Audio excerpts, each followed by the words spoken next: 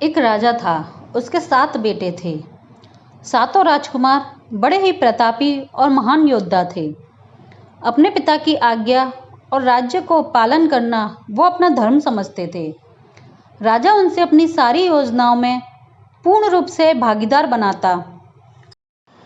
अपने समय में राजा ने काफ़ी सारे युद्ध जीते, कई सारे राज्यों पर अपना आधिपत्य स्थापित किया और कई तो राज्यों को जीतकर उन्हें वहाँ के राजा को उसने वापस लौटा दिया।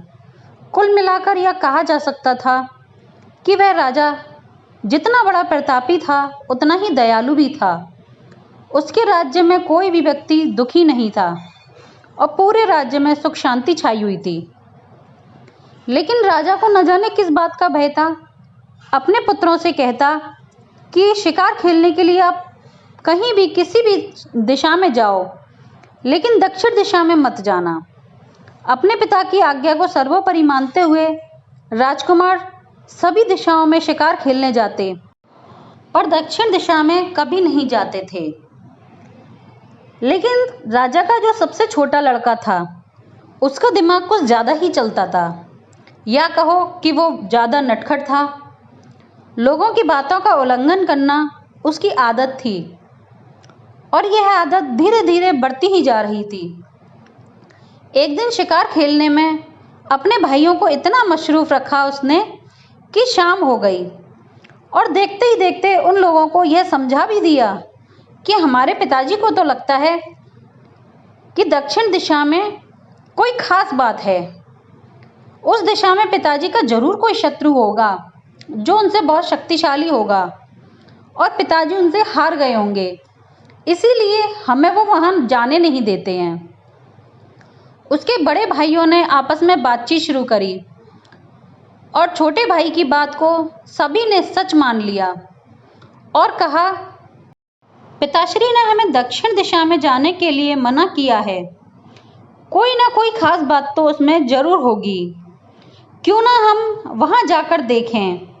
सातों भाइयों ने फैसला किया कि हम कल वहां जाकर देखेंगे कि हमारा ऐसा कौन सा शत्रु है जो हमसे ज़्यादा बलशाली है।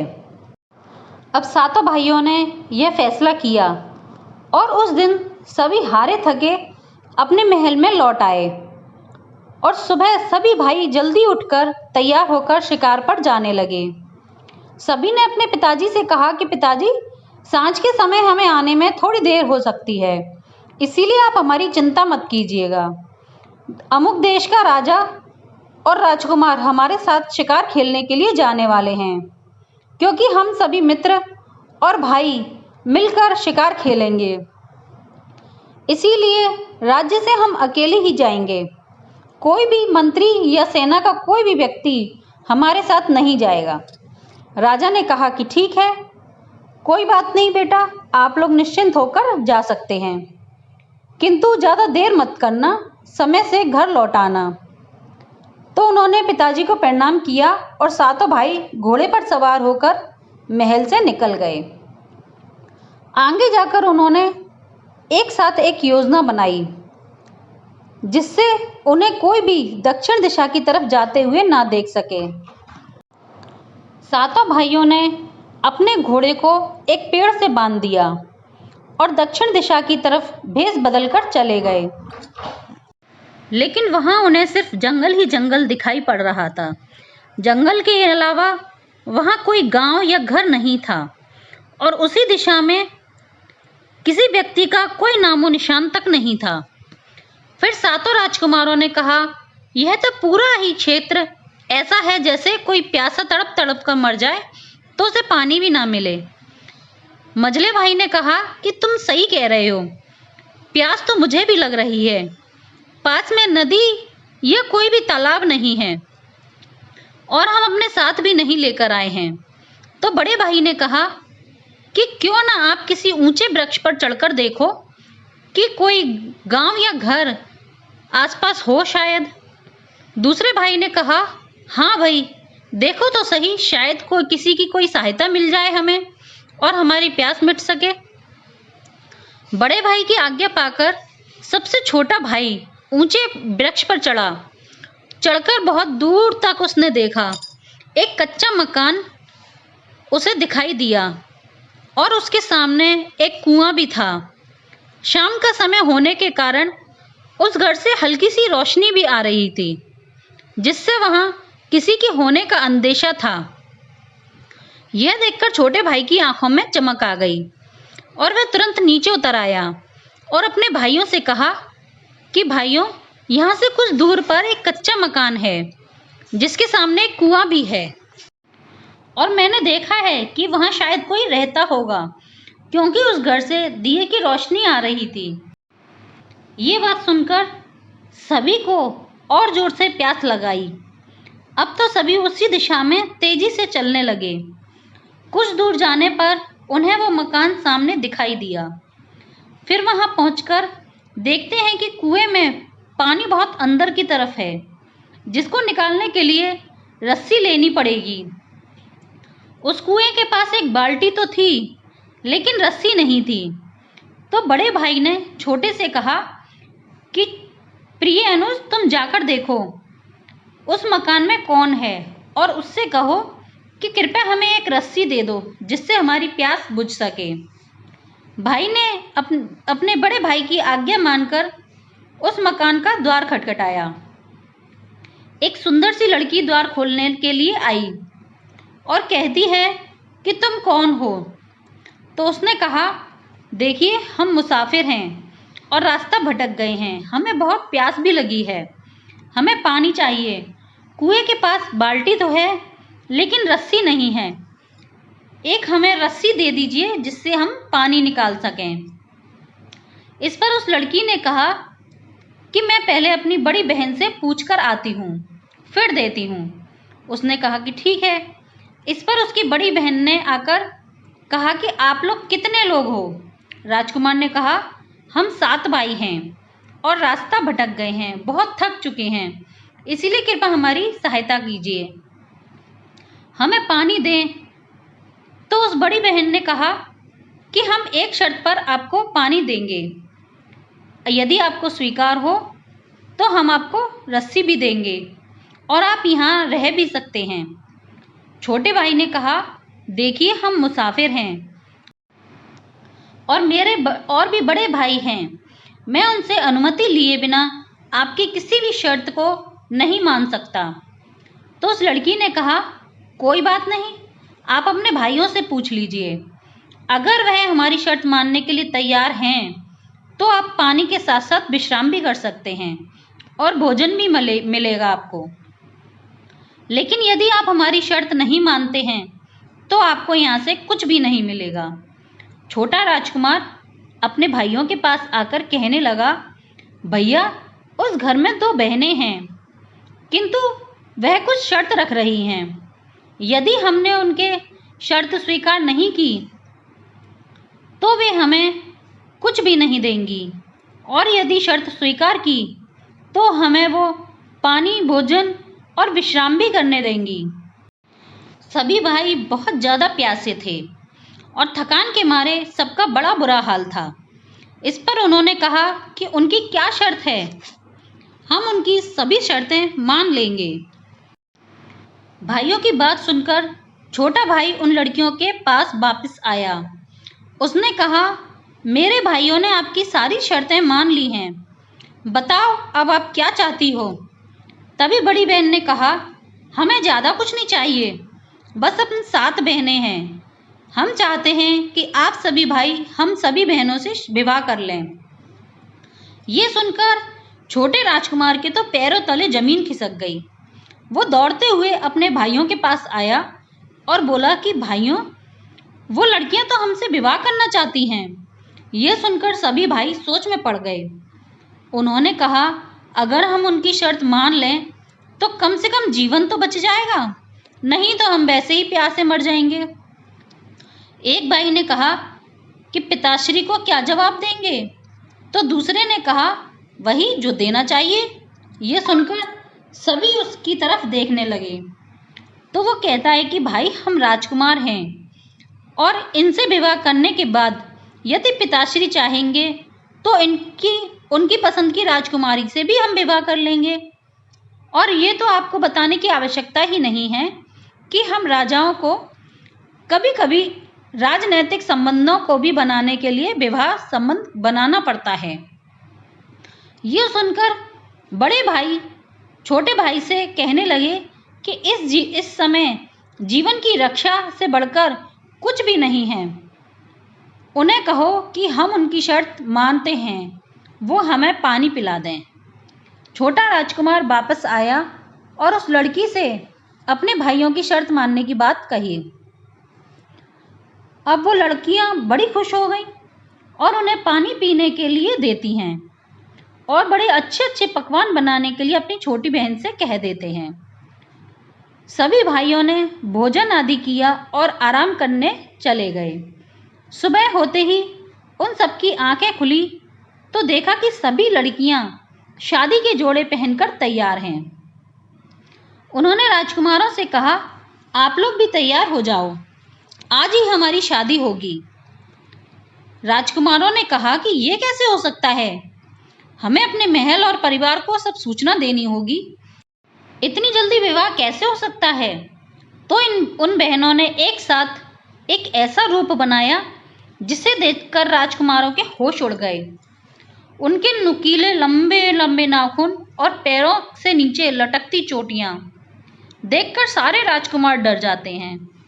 सभी भाई कहते हैं, कोई बात नहीं, जो आप कहेंगी हम वही करने को तैयार हैं। इतना कहकर वो सभी भाई तैयार होने लगे और वो डायन मंडप में बैठकर उनका इंतजार करने लगी। सभी भाई बहुत डरे हुए थे। बड़ा भाई सबको समझाता है कि देखो, अब हमें तो उनकी बात माननी ही पड़ेगी, लेकिन आप लोग हिम्मत से काम लो। हमने पिताजी की बात न मानकर बहुत बड़ी गलती कर दी। एक भाई ने कहा, अभी क्यों ना उनसे विवाह कर लें और बाद में मौका देखकर भाग जाएंगे। छोटे भाई ने कहा कि भैया आप ठीक कह रहे हो। फिर सभी भाई तैयार होकर मंडप में बैठ जाते हैं और विवाह पूरा होता है। फेरे होते हैं, सभी भाई डायनों को मंगलसूत्र पहनाते हैं।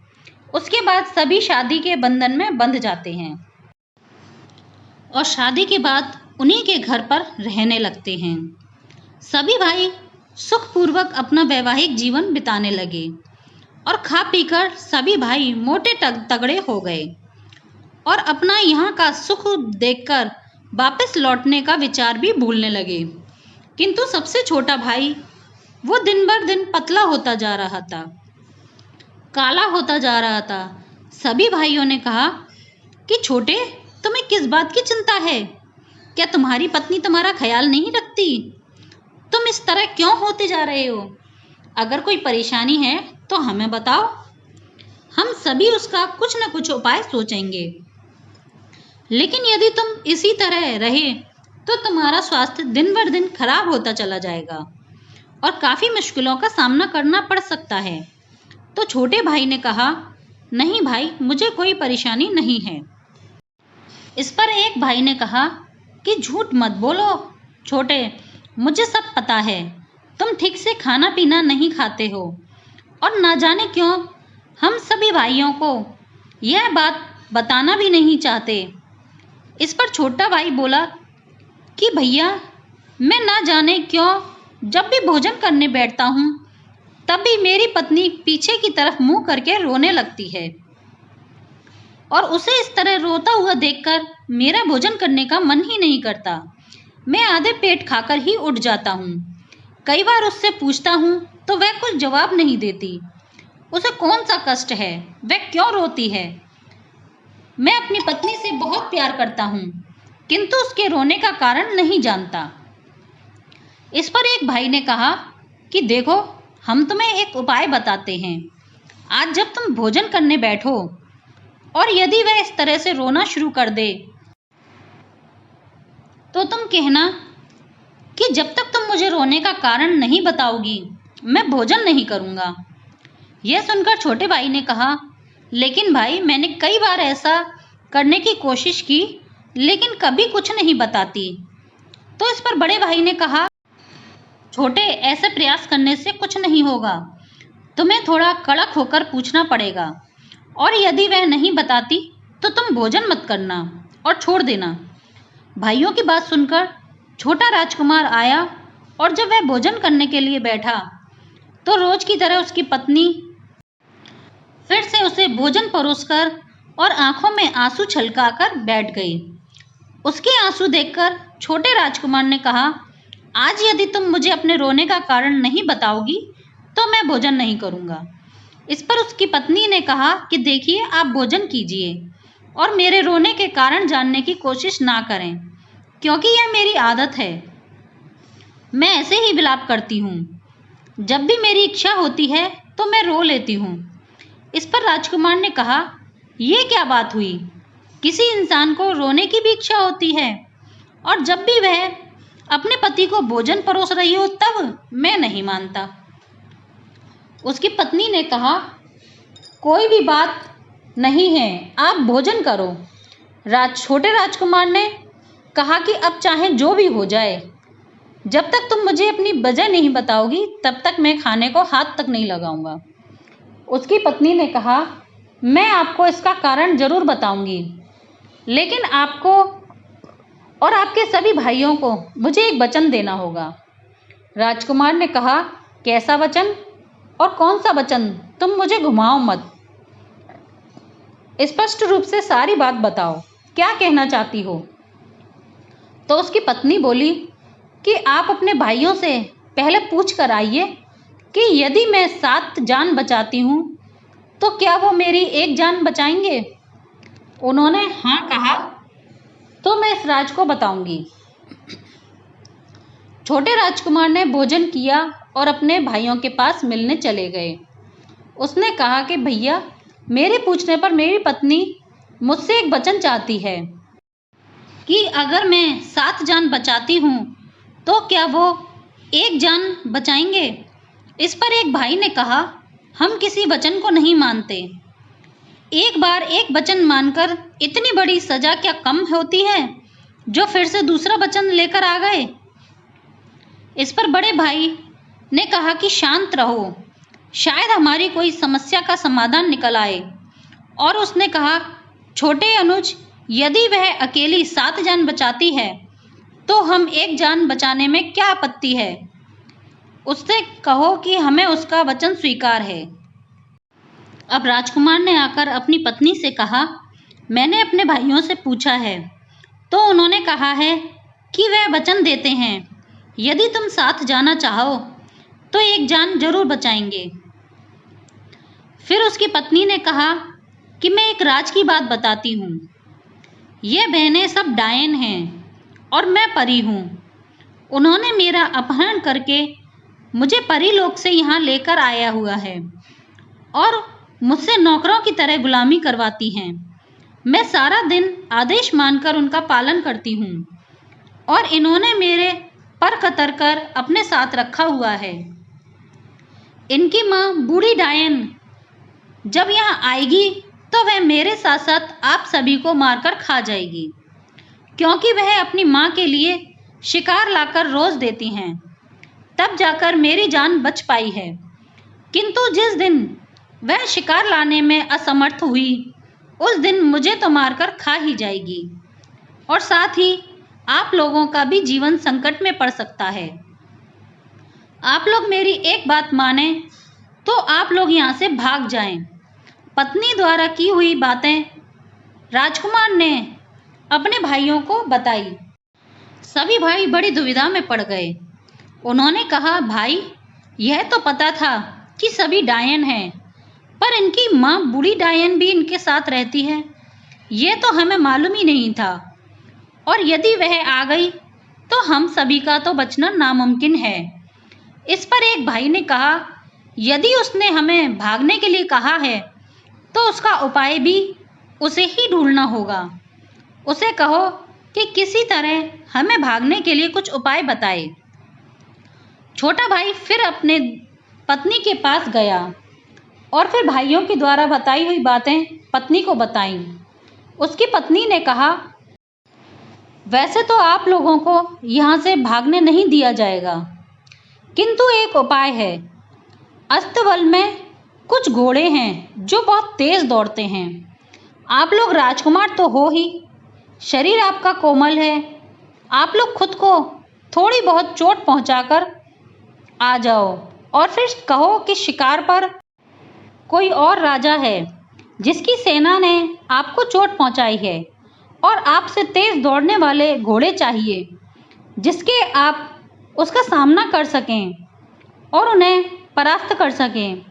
इस तरह से कहने पर वे लोग आपको अस्तबल में ले जाकर उन तेज घोड़ों को देंगी और फिर आप लोग घोड़ों पर बैठकर कहीं दूर निकल जाना ताकि ये डायनें आपको पकड़ ना सकें।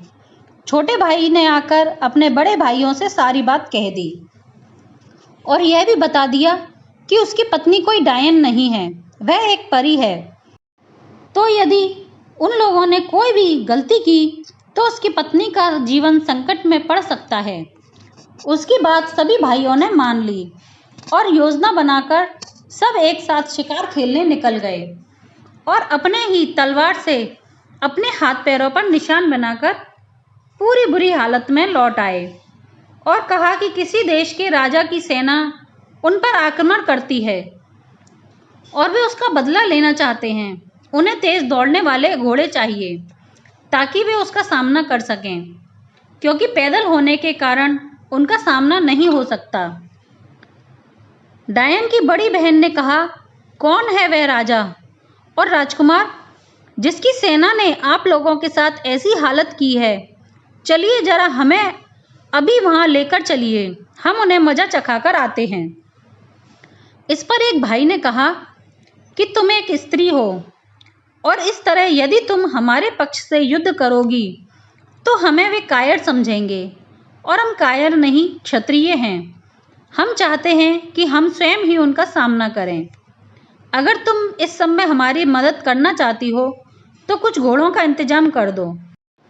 इस पर उन डायनों ने कहा, ठीक है, और छोटी बहन से कहा कि तू जाकर अस्तबल से कुछ घोड़े इन्हें दे दे जिससे ये लोग युद्ध करके आ सकें। छोटी बहन ने अस्तबल से कुछ घोड़े बाहर निकाले और वो लोग अपने अपने घोड़े लेकर चल दिए। सभी राजकुमार घोड़े लेकर इतनी तेजी से दौड़े कि जंगल के आखिरी छोर तक पहुंच गए, जहां से एक बहुत बड़ी नदी बहती थी। उस नदी का किनारा पार करने के बाद वो डायन उनका कुछ भी नहीं कर सकती थी। डायनों की शक्ति नदी के पार काम नहीं करती थी। इधर सुबह से शाम हो गई, लेकिन काफी देर होने के बाद भी राजकुमार नहीं लौटे। तो बड़ी बहन ने अपनी मझली बहन से कहा, ये लोग अभी तक वापस क्यों नहीं आए? कहीं हमें चकमा देकर तो नहीं? इतना सुनते ही छोटी बहन तुरंत ही उड़कर देखने चली गई। उसने देखा कि वो लोग तो नदी पार करने ही वाले हैं, तो तुरंत भागकर वापस आई और अपनी बहन से बोली, जीजी, वह राजकुमार तो हमें धोखा देकर भागने की कोशिश कर रहे हैं और वह इस समय नदी पार करने की कोशिश कर रहे हैं। अगर अभी नहीं पकड़ा तो वो हमारे हाथ से निकल जाएंगे। इतना सुनते ही सभी बहनों ने एक साथ उड़कर नदी के किनारे पहुंच गईं, जिसमें डायन परी भी थी। साथ ही उसकी माँ भी आ गई और जब उसने अपनी बेटियों के साथ हुए इस धोखे का आभास हुआ तो वह भी उनके पीछे मुड़कर राजकुमार के पास गई, किंतु सभी राजकुमार नदी पार कर चुके थे। डायन की माँ ने कहा, तुम लोग कितनी बेवकूफ हो जो इतनी आसानी से हाथ आया शिकार चला गया।